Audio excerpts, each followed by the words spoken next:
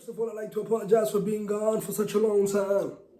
And as a matter of fact, when I come back with a hefty amount of flu inside the system. But don't worry about it, I'm healing. And I'd just like to talk about the fact what's been happening with Liverpool. When I left, we had the chance to compete. We had the chance to compete for the #1 spot in the English Premier League. We had the chance to give Klopp a proper beautiful send-off as he leaves us. But we couldn't. We couldn't. And it got me thinking, honestly. It got me on phone calls, making calls to my friends, making calls to sports analysts and talking about the situation. I know what I'm going to say. It's going to sound a bit far-fetched, but what if? What if the man was losing on purpose? You ever thought about that? I know it's a ridiculous thing to say. I know it's something you would see in the movies, or something even you might never see in the movies. This is something a stupid individual would say in the realms of Arkham Asylum. But what if he lost on purpose? Not because he was paid, not because he was bribed or any of the sort. What if, understand this, there's a saying, a very powerful saying, they say a good man, a kind man, not even a kind man, a wise man, leaves an inheritance for 3 generations. What if he was trying to leave a blueprint for the 3 next managers of Liverpool? Man kept on switching plays. Man kept on switching players. He never kept the same formation of players in each and every game. And peep this out. He put in the oldies. By the way, who I say are washed up. A lot of people are arguing with me on that situation, but I say Salah is washed up. I say Darwin Núñez is washed up, and it pains me to say Darwin Núñez. As a matter of fact, I digress. I'm digressing from the point that I wanted to make, but I have to speak because I haven't been here for 3 weeks. Let me take out my heart. Núñez. I told people, I came here with strength, with absolute inflation inside my chest, and I said this. Núñez is a better player than Haaland. And I said Haaland, the only thing that distinguishes him as better than your boy Núñez is the fact that he has Kevin De Bruyne, he has Foden and them behind his back. He has a proper foundation to make him an absolute killer. And I said Núñez is actually spectacular and better than Haaland. And after I said that shit, Núñez, what did you do? Oh my goodness. So many chances that Núñez has fucked up. And even by the way, look at him right now. He even removed each and every picture of Liverpool from his Instagram, saying the fans are getting on his asses because we're angry at you. We're not mad at you because you're not doing your work only. We're mad at you because we know the capability you have to be a spectacular player and you're not living up to your potential. That is why we're mad. But let me get back to the point. What if Klopp was trying to leave a blueprint for the next 3 managers? Switching up players, showing the next 3 managers, the next manager that, okay, if you keep the oldies in this section, it won't work out. If you mix them, it might work out. If you keep the youngins and the first or the majority of the game, it works out. Then you bring the oldies in. Because I won't lie to you, the most spectacular player for me in Liverpool, it has to be Harvey Elliott. Harvey Elliott has been playing absolutely magnificent for me. Harvey Elliott, when Sadio Mane left, I did not know who's going to ease my heart, who's going to fill the replacement of Sadio Mane. And I'm not going to say Harvey Elliott is better than Sadio Mane. No, that would be crazy. But at the same time, Harvey Elliott is growing to be the player that Sadio Mane was. And he might even be better. His passes, his vision, his smarts, his confidence to attack and put the goal in when he's outside of the box. He's not like the oldies that they have to get inside and treat the ball like a hot potato. They pass it to that one, you first. Pass it to that one, you first. No, you first. Score the fucking goal. Stop playing inside the box. Score the goal. Stop bottling up. What if Klopp, get back to that, what if Klopp was trying to show that blueprint? Or is it a fable, a story that I've conjured up in my mind so I can console myself for the many losses that we have suffered? I don't know. What I do know is that we're watching Generation Omnibus again. Capellas kissing K2A yet again. Ashi Morocco is stealing from Garabo Morocco yet again. In Tiki, I don't know, man. We watching Generation Omnibus yet again. We know who's going to take it. City, all they have to do right now, they have to either win or draw. And that's City. That is one of the greatest football teams on earth. That is the Green Reaper himself with 1,000 cannons in the ocean, and you have nobody there to assist you. When you look at City, that is the fucking Green Reaper. And we know what's gonna happen this weekend. It's gonna be an absolute decimated win. They're gonna take the fucking cup again. They're gonna have a Netflix special yet again. You watching the same shit time and time and again, and I'm sick of that shit. I'm tired of this shit, man.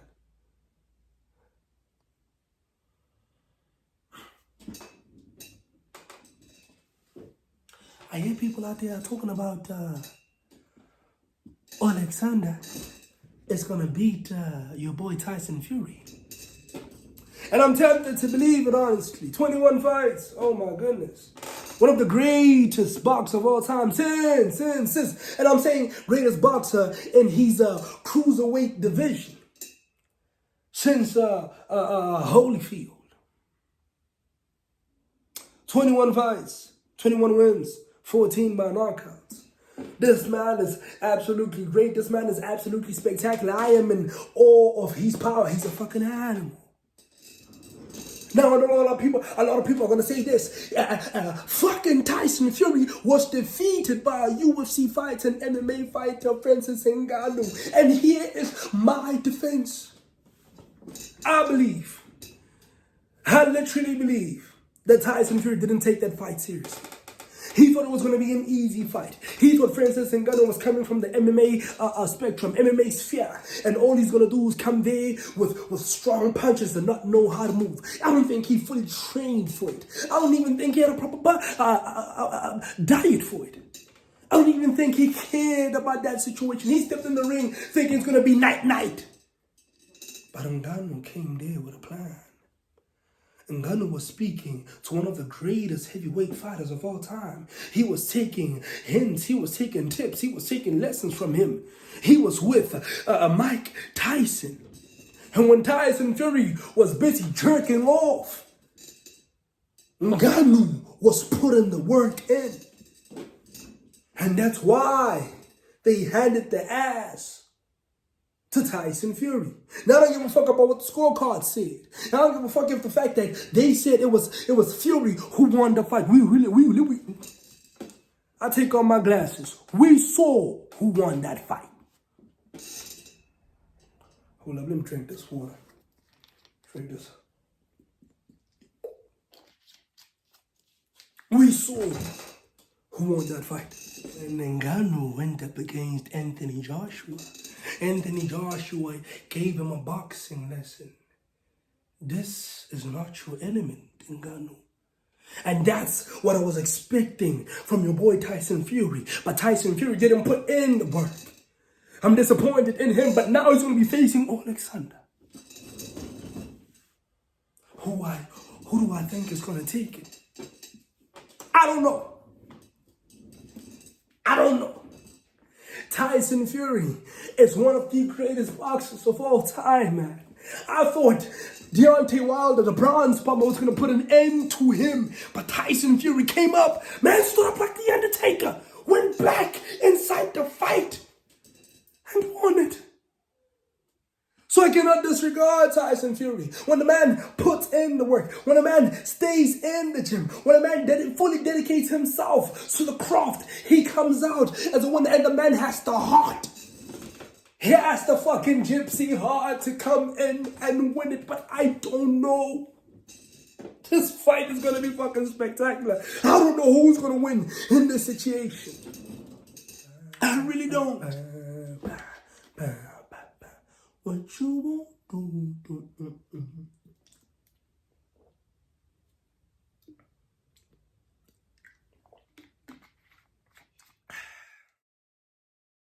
Who do I say won between Drake and Kendrick Lamar? At first, when this beef started, honestly, I didn't give a fuck about this beef. I didn't care much for it, yeah? And a lot of people are saying because I'm a true hardcore J. Cole fan, a lot of people are saying the reason why I didn't care about it is because J. Cole came out and apologized.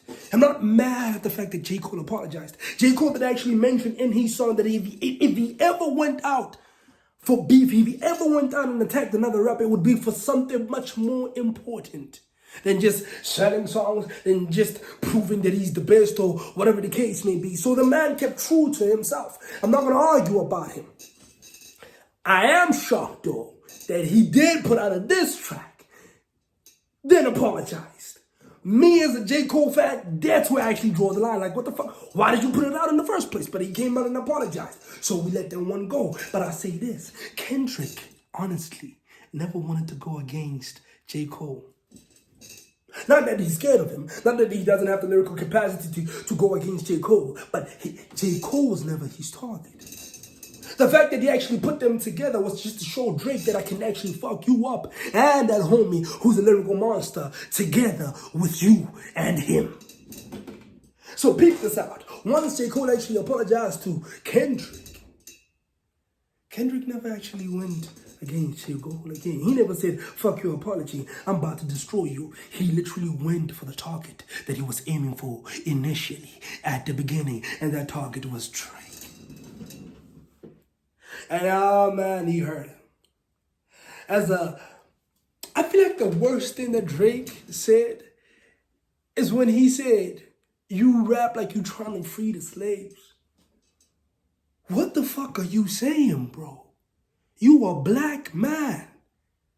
You are a black man. I understand that you have a white mother, but when you say this man is rapping like he's trying to free the slaves, you saying like there's some wrong in that shit. Like you saying it like it's wrong to free black people who've been captured and enslaved. Why the fuck did he say that? And I don't understand this because this man has ghostwriters. Didn't one ghostwriter to say, you know what, nigga, hold up now, why don't you come here, bring that paper. Nah, nigga, we gonna have to scratch this line out, nigga. You can't say this shit. Most specifically when you a light-skinned nigga that grew up in the burbs, nigga. That shit gonna come off ridiculous in this bitch, nigga. Let's give you another line, nigga. You ask him why the chicken crossed the road or some shit. Like, I don't understand, bro. He had so many people in his corners. He had ghostwriters. He had 40. He had his friends, OVO, whatever the case may be, dog. You mean to tell me there was not one person in that section who meant to tell him, who had to tell him that what you're going to say right here is going to be ridiculous? Drake, Aubrey, Graham, relax. And I want to say, you see, if it was Kendrick versus Drake and Drake versus Kendrick, I would have said Kendrick won it, hands down. But at first we have to understand this. Drake has ghostwriters. So if Kendrick wins, he defeated the whole plantation, the whole house niggas of ghostwriters. But now Drake was not only beefing against or battling against, what's this nigga's name? Kendrick Lamar. He was going against Kendrick. He was going against your boy Rick Ross. He was going against Kanye West. Rick Ross was the first one who attacked him and attacked his ethnicity. The first thing is first. When they attack your ethnicity, you as a black man, oh my gosh. Yo, hold up, man. Yeah, nah, it's over for you. When you attack another man's ethnicity, look, homie, honestly, you shouldn't be using the word nigga. That word shouldn't be even pronounced by your lips. You should not be doing that. They call him a white boy. He's far from the culture. He's not like us. Black people, he's not like us. This motherfucker comes out and even says, you rap like you're trying to free the slaves. Like he doesn't descend from slaves. Like he's out there upping his culture, coming from the white side of his family. Like he only put on the black culture as a mask to make that money. And Kendrick exploited that fact. Nobody in the corner, Drake, had to say to him, I don't understand. I literally don't understand. And secrets were coming out. This nigga beating the wife. What? What? This nigga has another illegitimate child. What? This nigga now was beating you, nigga. That was just a joke. I just want to see if you catch the bait. Yo, the true bait was this. When Kendrick came out with that song on Metro Booming with Future, and he said, motherfuck the big three, it's just Big Me. That was the ultimate bait.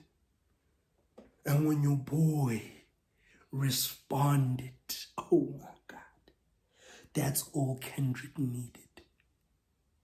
Kendrick just needed the response, my boy. Nothing more, nothing less. Once he had the response, he was on full-on attack. An attack is what he did. What I don't understand, honestly, is that we all know this. If you're going to be a new artist and you want your song to top the charts, or one of your songs to be at the top of the charts, you got to put Drake, you got to feature Drake. And Drake was featured by Rick Ross. Drake was featured by Kendrick Lamar. Drake was even featured by J. Cole. What I'm shocked is that both of these guys, if you look at Rick Ross, you look at Kendrick Lamar, these guys then went after Drake. I don't understand that. Was it just bar for bar? Or was it literally like, nigga, I literally don't like you? Because Kendrick been firing shots. Been firing shots at Drake for the longest of time. So who won? Fuck it, I don't know. I don't know. If it was Drake, if it was Kendrick alone, I would have said Kendrick would have got it. But Kendrick had your boy Ross and your boy Kanye West. And it had and he leveraged from his flows and raps the culture to go against Drake. Fuck it. But they did lay it out. They gave us the most spectacular battle that we needed in hip-hop. And no gunshots were fired. Nobody was killed. Nobody was buried. Nobody mama cried. And that's what the fuck we need. A bout, and after the bout is done. Hey, a lot of people asking me this question. Yo, Camps, yo, what do you think about the 2000s versus the 90s? Number one, I just like to say I'm married. Yeah. I know I'll put my ring at the moment. I misplaced my ring. My wife's going to get angry at me with that regard. But I just want to say I'm married. But if I were to entertain this conversation, let me just say this. Yo, when the 90s got in the game, I'm talking about when the 90s, honey started going to the clubs, started, frequenting festivals and everything. The 80s were angry. They were out there saying, these 90s think they can come out here and take our girls. These young girls think they the shit. Yada, yada, all that bullshit. The 2000s came in. And it's a natural progression, basically. Now the 90s are angry at the 2000s. And now, what I'm shocked at, though, you must understand this. When the 80s niggas, the guys, I know what to my 90s. Now I'm all I got to 90s. I'm truly sorry to say this. I ain't 90s really for dog style. I've been my 18 never until dog style. My blood. They used to believe that nah, that's very sluttish, that's very hoish, and I'm not a hoe, you're not gonna fuck me like a dog. And now the 2000s are doing freakier shit than the 90s, bro. Like, yo, the 2000s, like, for instance, 90s. You out there trying to get head from a 90s girl. Hey, girl, let me get that head. Hey, let me know y'all play the way. Let me know yeah play let me find out who is the first submission, who is the second submission after more board members, board members come let me approve and more. I'll give you head on your birthday. And the head that thing I want to play on birthday, they have to inspect your dick and shit. Nigga, what's this? Nigga, what's this bum? Nigga, nigga. Nigga, why you got too much hair on that shit? Nigga, nigga, fuck that. So I want to tweet on for let me get their hair. Nigga, I thought you'd never ask.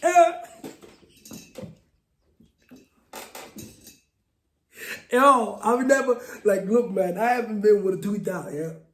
But I hear niggas on the intro. I hear niggas on the download. The niggas on the download are talking, though, yeah. Niggas on board with us, okay, man. Hey, let me tell you something, man. I told my girlfriend who's a 2000, like, look, that's what I would take She didn't even. Oh, nigga, we've been thinking the same thing too, nigga. Let me just go. Hey, see, hey, what am I? It's nigga, it's different with these 2000s, my boy. They not built like the 90s girls, man. And it's a natural progression, honestly, yeah. The younger the generation comes, the more freakier it becomes, yeah. And also the much easier access it is to get some pussy. Cause fuck around trying to get pussy from a 90s girl. 28 years old, and nigga, what's your intentions with me? Bitch, I'm just trying to get some ass, nigga, shit. It's Tuesday, bitch, I ain't got time for them kind of questions. Up to you test them, what you? How much am I? Fuck around, that's a 2K. Girl, let me get this ass. Nigga, I thought you'd never ask. And you're wondering why the 90s boys are flocking for these 2000s. But I just want to say it's a natural progressions. The 2010s are going to be something in fashion once they come of age. I thought it was 19, 20, 21, 22. They're going to be the new thing, and the 2000s are going to be an old thing. It's a natural progression, man. Once what? Necessarily, I'm married, so I wouldn't know nothing about them 2000s. Once what? But if I was single, shit, man, actually, even, nigga, let me, before you can let me, nigga, let me cut that shit. But this is what I'm saying. If I was single and a brother came to me and asked me, like, yo, Caps, between 90s and 2000, where should I go? Homie, go into the 2000s, man. Go live your life, my nigga. You feel me? Go live your life. Yo. This NHI bill, National Health Insurance, could somebody please explain it to me? Because I feel like right now, like, I don't want to pay my my medical aid bill right now. Like, shit, we don't know. Because the way we go, go hospital, that's so when you the liposuction, when you the trata. Some nigga was talking about he just wants to go in and change his bones and get new bones. I said, dang. Is that shit real? Some nigga said he wants to go for a dick implant. I said, nigga, you ain't got a dick and shit? Like, I don't know what's happening, though. Like, everybody wants to go to the hospital since the NHI bill was passed by the president. I don't know if it's in full effect. So please, somebody tell me what's happening with that. I need to, like, what's happening? Should we stop paying our medical bill? Because Discovery sent me an email today talking about, and they're not even discussing anything. They saying shit without saying nothing. You feel me? Like, hey, don't worry about it. The bill was signed today by the president, but Section 33, such and such, it's going to take long for it to be put in effect or whatever. You know what I mean? Like, I don't know what's happening. So to the people who know what's happening, this is what I want to know now. Yeah. Since the president signed this bill, what does it mean for the person who's paying medical aid? So if I go to the hospital, if I go to a private hospital right now, what's going to happen to my medical aid?